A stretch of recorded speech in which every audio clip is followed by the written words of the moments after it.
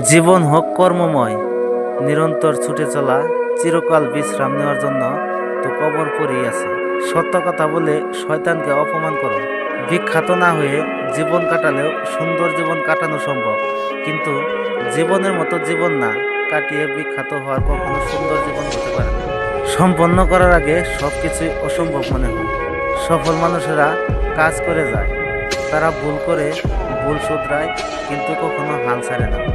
নিজের প্রতি বিশ্বাস রাখো, নিজের যোগ্যতার উপর ভরসা রাখো, নিজের শক্তির উপর বিনয়ী, কিন্তু যথেষ্ট আস্থা ছাড়া তুমি সফল বা সুখী হতে পারবে না।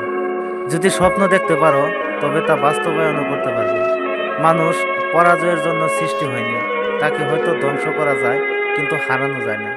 চলুন আজকের দিনটাকে আমরা উৎসর্গ করি, যাতে আমাদের সন্তানরা কালকের দিনটাকে উপভোগ করতে পারে।